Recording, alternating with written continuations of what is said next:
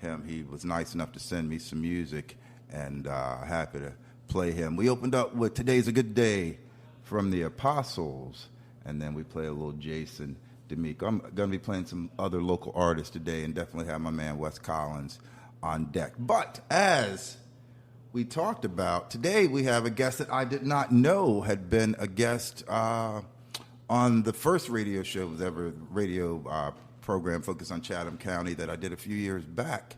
And ladies and gentlemen, I'm very thankful. So this is an important show because as we get ready for graduation and other aspects, having our young people poised to have, may not have all the answers, but to have a direction is important. So I'm very happy that today Provost from CCCC, my cousin, Mark Hall, decided to come by and sit down with him. So ladies and gentlemen, I want you to welcome to P-Bo Radio, Provost CCCC, Mr.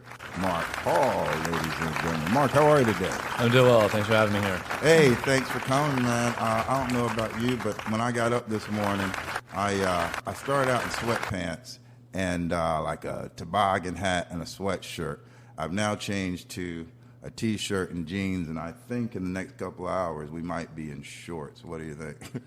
I'm hoping so. They said near 80, so hopefully we'll be there. I like the warm weather. So yeah, we like the warm weather. Like to get out. I may do a run in the sun today. So, you know, we're P-Bo Radio, a higher frequency, and our focus is Chatham County, not just Pittsburgh, but of course P-Bo Radio has better alliteration than Chatham County Radio.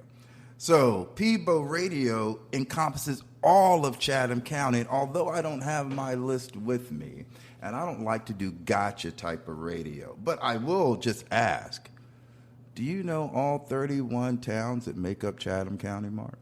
I do not know all the communities and townships, all their names. I've seen some maps that have all the unique places on them. I do know our 3 incorporated towns. All right, let's go for it. Yeah, that's Golston, the town of Siler City, and the town of Pittsburgh. All right. Those are the 3 incorporated ones. There you go, 3 incorporated. So there is, and I don't have a list in front of me, but there is Pittsburgh. There's Moncure, there's Siler City, there's Gulf, there's Farrington, there's Corinth, there is, that's it, Siler City? You did. There's New Hill. There's New Hill, there's Something's Run. There's West Cary. There's West Cary, no, Cary's a part of it, Golston. Yeah. All right, so usually I have my list South in front Chapel of me. Hill. South Chapel, okay. You mean North Pittsburgh? No. Yeah. Anyway, that's a whole nother conversation, but usually I have the list because we represent all of Chatham County, and the goal is to make sure that not just Pittsburgh, Siler City, and North Pittsburgh and all that, but all parts of Chatham County that we're talking to, and we plan on going and broadcasting from every portion of Chatham County. And so that's why it's really good to have you here, because we're getting ready for graduation, and we have our young people who are looking to make next steps, put a period at the graduation, but that also opens up a brand new paragraph of many chapters in their life. And you and I know that ages 18 to 25 go really quickly. And what happens between those 7 years can be pretty indicative of what the next 10 years look like. You know what I mean? Absolutely, yeah. So when I asked you to come, you were like, Aaron, what do you want me to talk about? And I'm like, man, this might be a lot of shows. And so we're prepared to do a lot of shows, but I said, let's just start really simple. And we have young folks graduating. We have, let's say, from 9th, 10th, 11th graders who are in the threshold of graduating, making those decisions. So let's just start for not only young folks graduating, but I know there's also opportunity for young folks to take credits while still in high school before they graduate. So let's start in that area, and the floor is yours, man. Go for it. Absolutely. Thank you. There are lots of different, names we call the programming that we do for current high school students. So I won't go through that whole list. I'll just say current high school students can take college courses while in high school. Typically, it starts when they're in the 11th grade. There are a couple of classes they could take as 10th graders. And all they have to do is have a 2.8 GPA to qualify for it. They don't quite have that. They can get a waiver from their principal to go into one of our career and technical education tracks. And the career and technical, I mean, this is where the really the future. I mean, that's where people are these days. That's where people are really getting some jobs and really being able to command their own salaries. These are our welders, our computer technicians, our construction workers, our plumbers, our nurse aides. Can I make a very honest comment? I was telling Absolutely. someone this when I was in high school. The young folks who went to high school half the day and then went to vocational technical school. Right. It kind of had like a negative connotation back then. But you know what the irony was? Is like 2-3 years when you go back to your hometown where you grew up to visit or reunions or what have you, and you're still in college, maybe some student loans or stacking up some debt.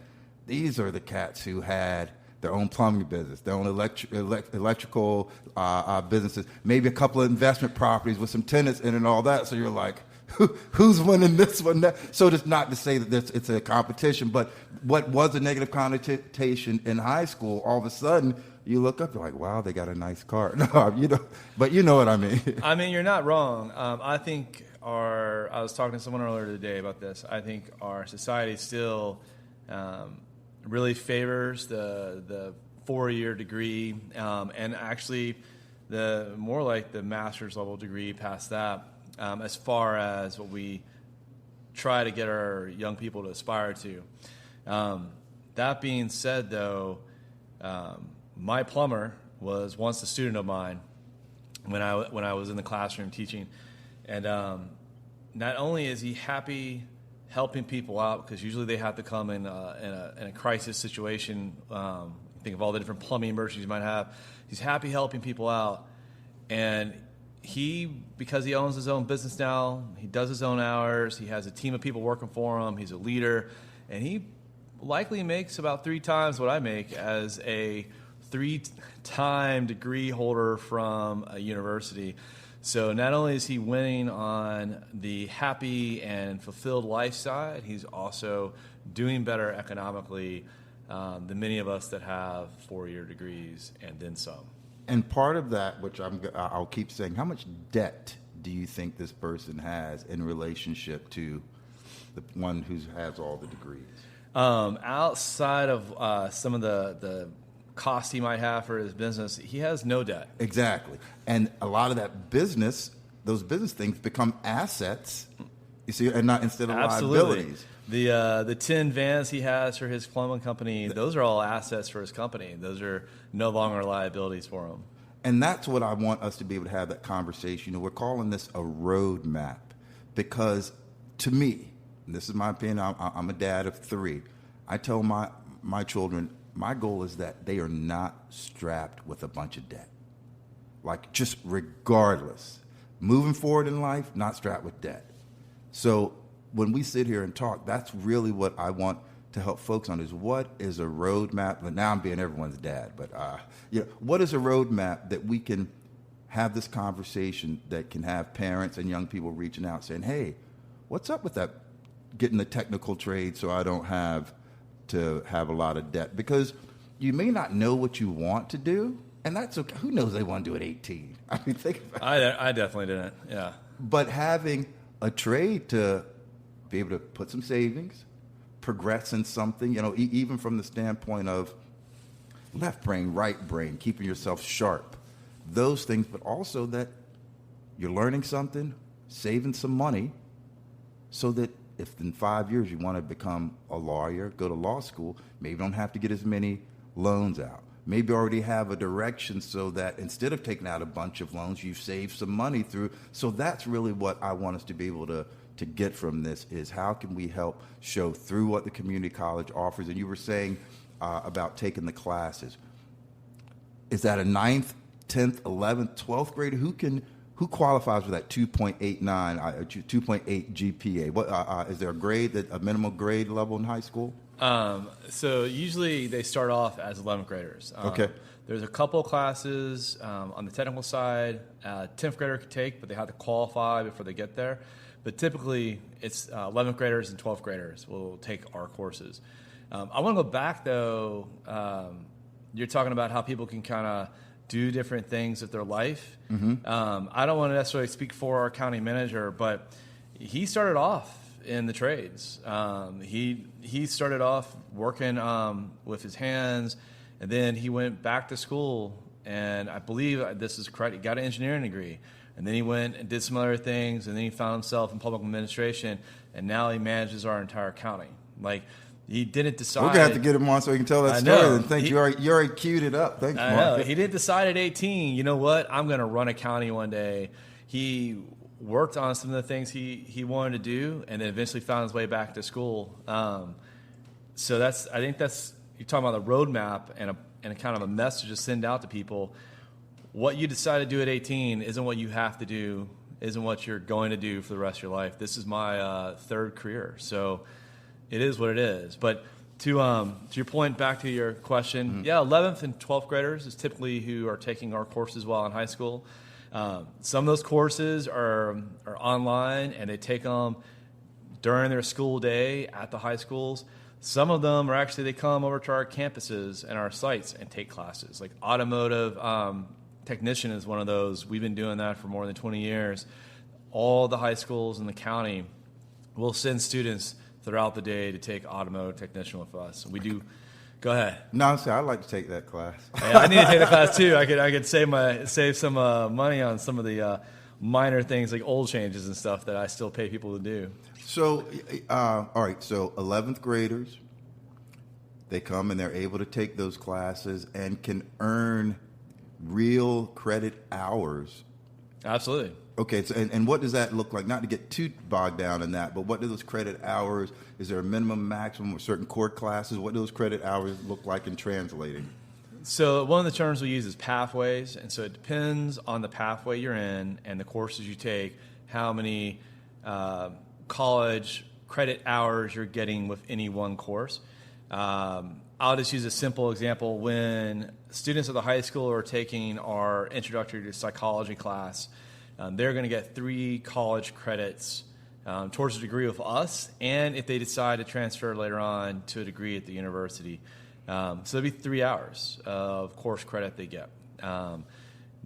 Thankfully, the high schools are also able to count that credit as one of their high school credits as well. So they're getting high school credit and college credit at the same time. That's a twofer. That is a twofer, and that is a great deal. Okay, and so again, this is why I want to have this conversation, is because, yes, my children are 23, 17, and 12.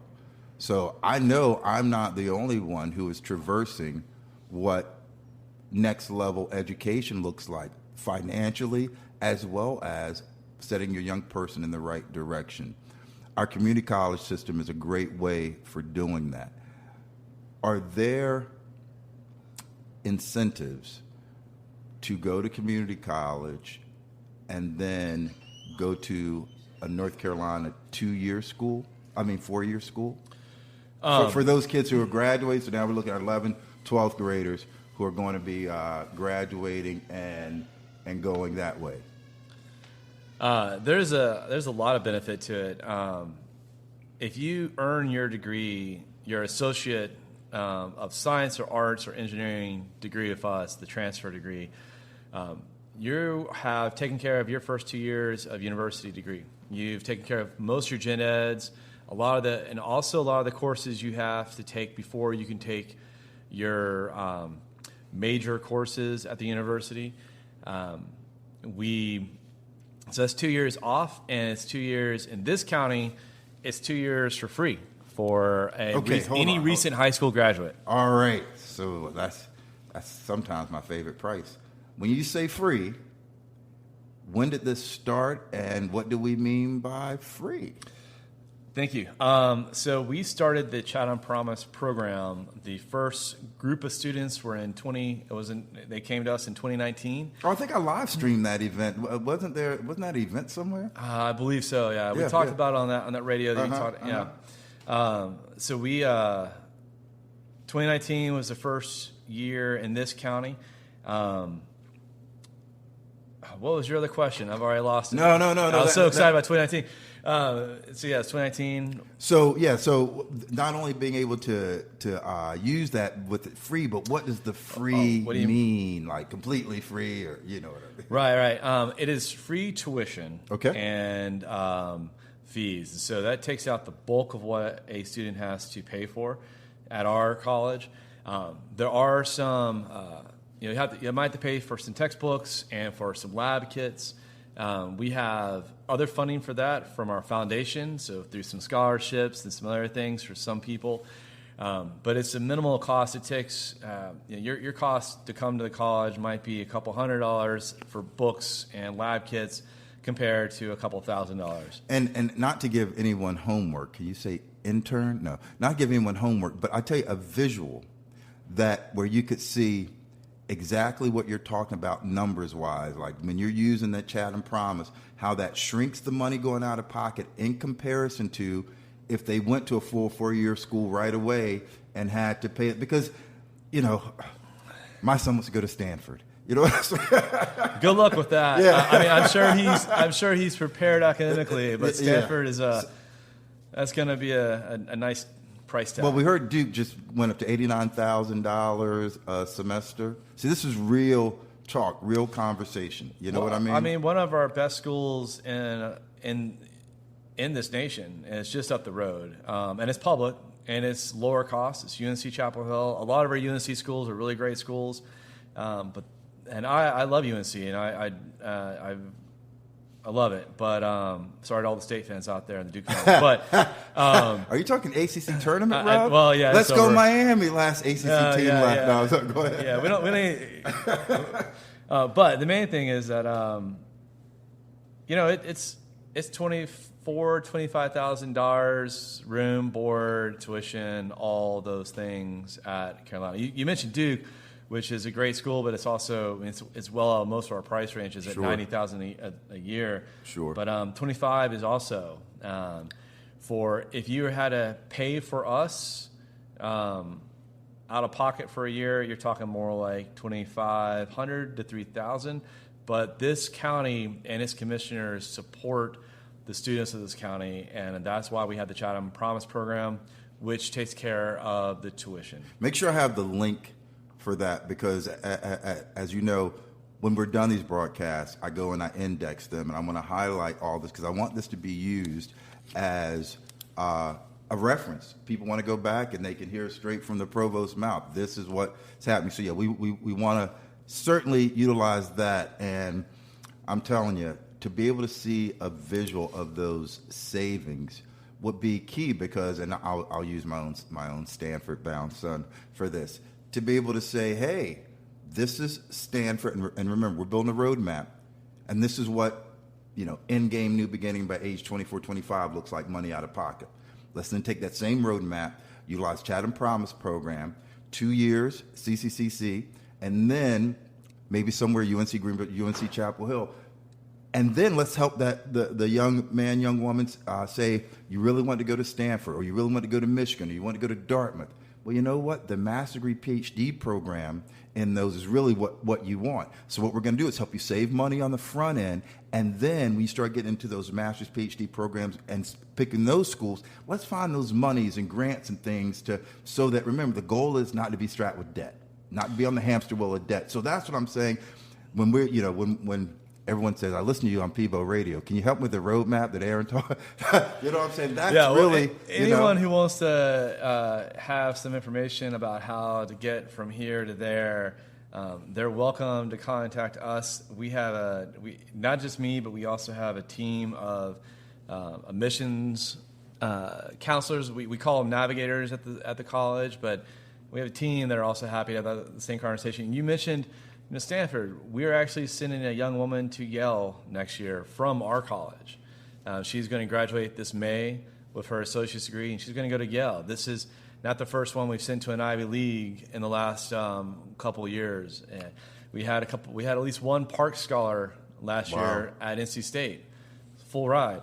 So I guess in this, you're going to have to get me some of those young folks, and I want the trades people, the nerds, because I want a variety of people telling their stories. Anyway, I didn't mean to cut you off. Go ahead. No, excellent. Yeah, we can work on that. We prepare people to do the work here, and we prepare people to be successful at the other universities when they graduate. And then a lot of those people actually come back here to do various work. So, well, and that's what I want to talk to you about is what that roadmap looks like, and then we'll talk about also some continued education. Oh, there's someone calling for a request. Let me see who that is.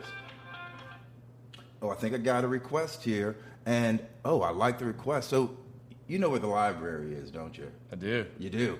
In that library, there's a talented young man by the name of Wes Collins. Do you know Wes? Yes. Okay. Wes sent me his music and was like, Aaron, you can play my music. I'm a big Wes Collins fan. I do now. He's from right here in Chatham County. So, ladies and gentlemen, one of my favorite local artists and a great dude who works at the library and is out traveling and promoting his album. And I hope to have more of his album, but this is the one that I have for now. I got to reach out for more. Off of his album, Welcome to the Ether. Here's our friend Wes Collins, and this is called Stethoscope.